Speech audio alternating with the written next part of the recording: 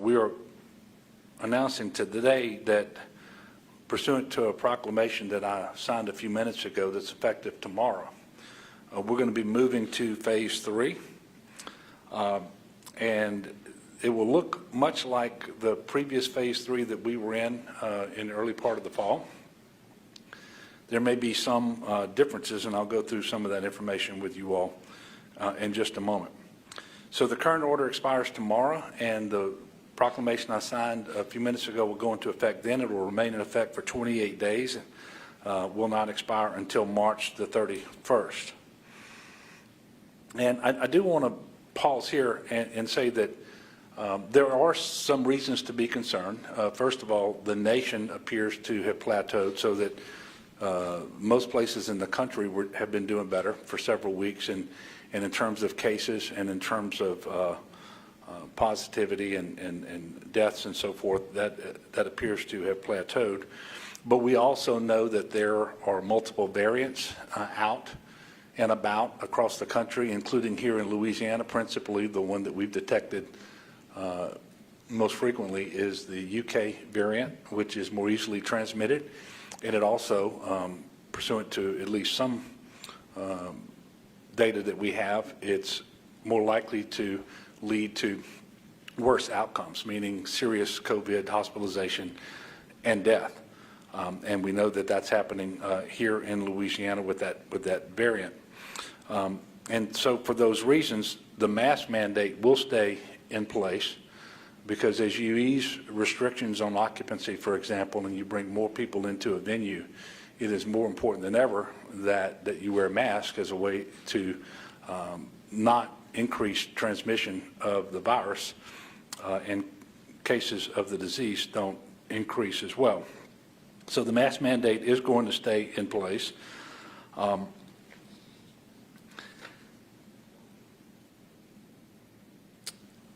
So the phase 3 order will look like this, and of course the proclamation itself is going to have more specific information.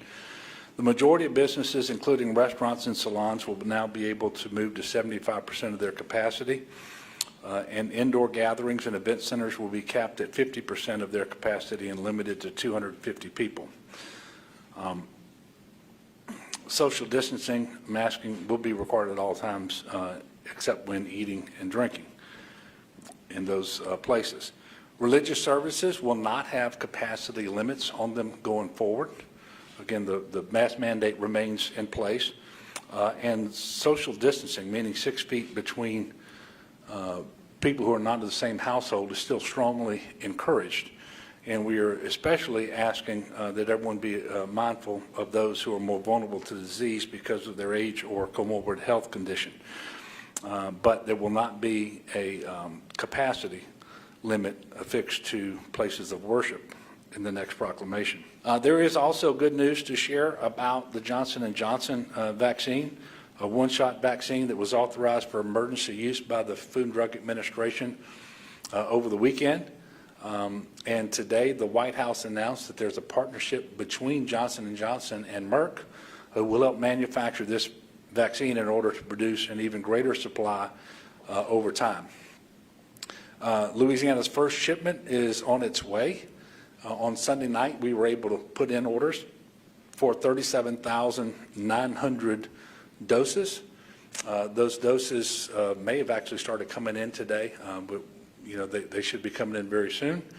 And I think Dr. Kanner's got some more information for you, but when I told you last week that typically we get a 3-week visibility, and the amount of vaccine that we get in 1 week is the floor of what we can expect for the 2 weeks following that, I told you that was not the case with Johnson & Johnson. And it appears that we may not get more Johnson & Johnson until the very end of the month. And so that's obviously is going to change the way we do things with respect to Johnson & Johnson and having access to large amounts of this single-dose vaccine to have the mass events that we were hoping to have. But we'll be getting with all of our providers and making sure that we, as we always do, that this safe and effective vaccine is put into people's arms as soon as possible. This vaccine offers certain advantages because it is a one-shot vaccine. And so logistically speaking, it's just much easier to administer, especially to certain populations who may be underserved, lacking in transportation, maybe in rural areas or whatever. The other thing that makes it easier is there is no ultra-cold storage requirement. In fact, it doesn't even have to be frozen at all. It can be refrigerated, so that makes it much easier logistically to handle. And very importantly, it's 100% effective at preventing hospitalizations and deaths. Despite numbers going in the right direction and despite feeling like the state is an appropriate place to relax mitigation measures, the risk to individuals still remains. There is still COVID being transmitted every day.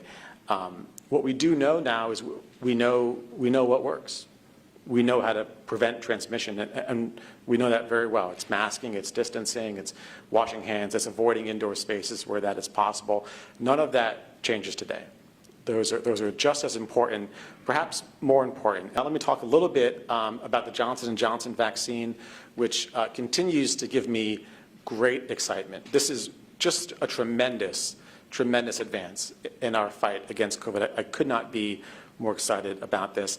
On Friday of last week, what's called the VRBPAC committee, the Vaccines and Related Biological Product Advisory Committee of the FDA, meted and voted unanimously to recommend to the head of the FDA that the Johnson & Johnson or Janssen vaccine receive emergency use authorization. Head of the FDA granted that authorization on Saturday. On Sunday, the CDC's Advisory Committee on Immunization Practices voted to talk about more granular recommendations on the Johnson & Johnson vaccine, and they voted unanimously to recommend to the head of the CDC, Dr. Rochelle Walensky, that the CDC endorse the Johnson & Johnson vaccine for everyone 18 years of age and older, and that's what Dr. Walensky with the CDC did. So we now have two evidence-based bodies comprised of independent experts unanimously recommending the use of this vaccine. Let me tell you a couple other reasons why this vaccine makes me so excited. I know we talked a little bit about this last week. It is an incredibly well-studied vaccine. So again, this is a very, very large trial. In fact, the trial that supported the Johnson & Johnson application to the FDA was the largest vaccine trial to date, over 40,000 individuals. And importantly, not just in the U.S. It covered Latin America, particularly Brazil, which is of importance because there's a variant we're watching there, and it covered South Africa as well. So a very, very, very large trial and a very diverse trial, a very, very diverse trial. So of all of those study participants, 17% self-identified as Black, 45% self-identified as Hispanic. Very, very diverse trial. This is a safe vaccine. It's a safe vaccine across a number of types of individuals. It's also a very effective vaccine. And after 28 days post-vaccination against a single dose, at 28 days after and onwards, not a single person in these trials that got the vaccine died, not from COVID. Not a single person in these trials who got the vaccine was hospitalized because of COVID. Not a single person. And that's why we take the vaccine. Again, if all COVID did was give you a mild cold, that would not be why our lives have been disrupted. I mean, we've been living in fear for 12 months about the worst complications of COVID, and this vaccine, 28 days after getting a dose, is 100% effective. It's quite effective before that, too. It's very, very effective at 14 days, a little bit more at 28. This is substantial. This is absolutely substantial, and as we talked about last week, this is going to be a game changer in our fight against COVID. There is a little bit of disappointing news in that, and excuse me, this is late breaking for us because we just heard it on a call with the White House coronavirus team a couple hours ago, in that we were hoping and expecting to get some more shipment of J&J vaccine next week, and that's not going to happen. There'll be no shipments directly to the States next week, and likely not the week after that either. So what we were told this morning is that there might not be additional shipments of J&J vaccine until the end of this month, We have our shipment in state now, the 37,900 that we were expecting.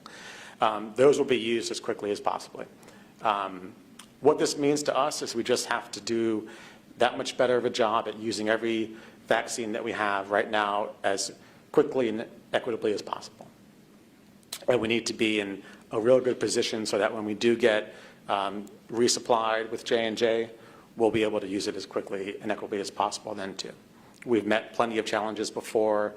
This is just another small bump in the road, but we'll be ready to meet this one when we do get more supply coming in. Again, we've given over 1 million vaccine doses so far. It's an incredible milestone. Sam?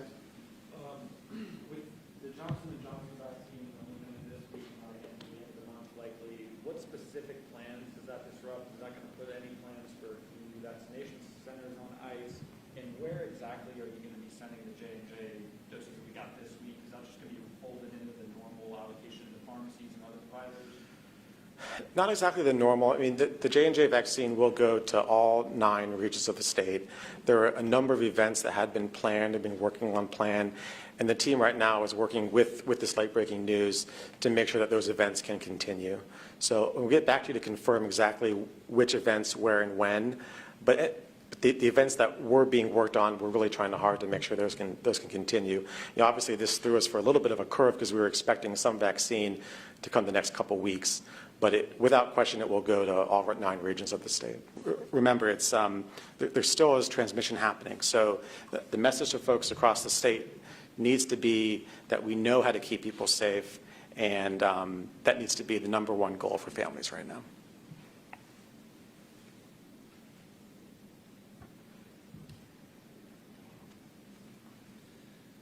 Thank you, Dr. Cantor. And I'm going to wrap up very quickly and take your questions.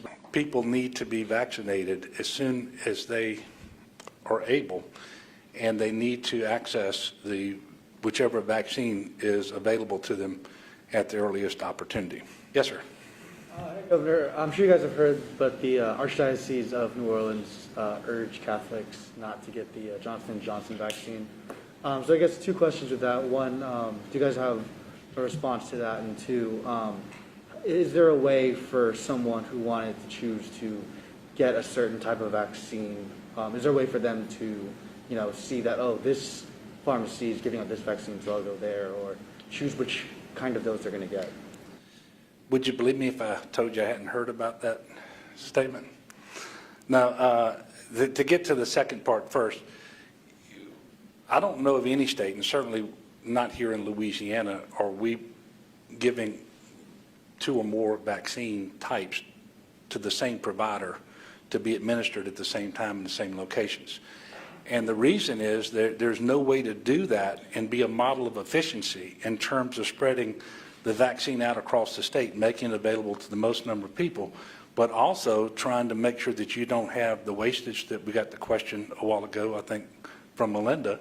And then each vaccine has to be administered a little differently, and so that's not going to happen. So for the foreseeable future, at least until such point as perhaps the demand doesn't exceed supply, it isn't like you're going to be able to go to a vaccination site and be given a menu and you say, I want the Pfizer, or I want the Moderna, or I want the Johnson & Johnson. So that's just not going to happen for some period of time.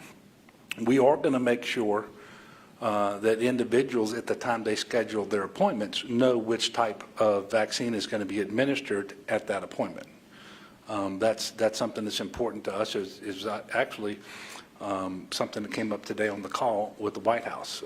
This morning at 10, we had a call. I think just about every governor in the country was on the call, and we had individuals from the White House COVID task force that was working that's working this issue, and encouraged all the states to make sure that when people schedule an appointment, they know the type of vaccine that they're going to get. Now, obviously, I have tremendous respect for the Archbishop of New Orleans, and Archbishop Amon and I spoke on Sunday afternoon. And I would point out that I don't read his statement as completely telling people who are Catholic or otherwise not to avail themselves of the Johnson & Johnson vaccine. I would also point out that there was a different statement that came out from Bishop Duca here in Baton Rouge. And he has a little different take on it, and certainly acknowledges that there are some moral concerns for Catholics, and I happen to be one of those, but talks about it a little bit differently in terms of what Catholics can and should do, and I would say that but if for reasonable circumstances you are only able to receive the vaccine from Johnson & Johnson, you should feel free to do so for your safety and for the common good. In addition, I've consulted with Catholic healthcare representatives and understand and appreciate their serious challenges as to the acquisition and equitable distribution of all 3 vaccines. I therefore support their policy of administering any of the vaccines as circumstances require. So you do have to weigh this with the common good of ending a pandemic. You know, and there's an imperative that we do this. The fastest way to do this is to employ all of the vaccines and have the uptake in those vaccines be as great as possible. And I've also, by the way, looked at documents available from the United States Conference of Catholic Bishops, and I've also consulted the Congregation for the Doctrine of the Faith, which is a Vatican-based source of information. And so I'm encouraging everyone out there to take the first vaccine that is available to them, whether it's Pfizer, whether it's Moderna, or whether it is Johnson & Johnson. I've said we're primarily interested in preserving hospital capacity and saving lives. Any other questions?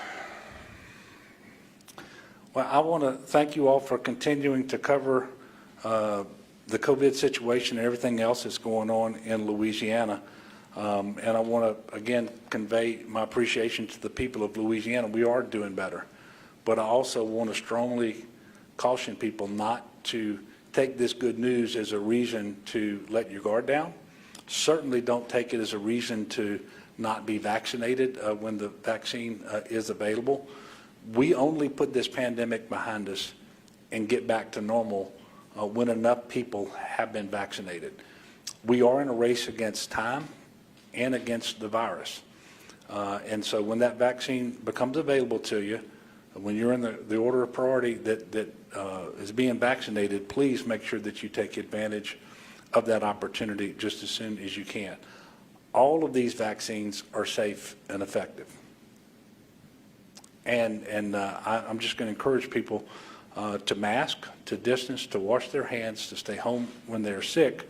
Let's continue to protect the most vulnerable among us by age or comorbid health condition, and let's get vaccinated when we can. When we do that, we're going to get through this at the soonest possible time and in the best possible shape. So thank you all, and I may be seeing some of you a little later this afternoon when I receive my second dose of the Pfizer vaccine.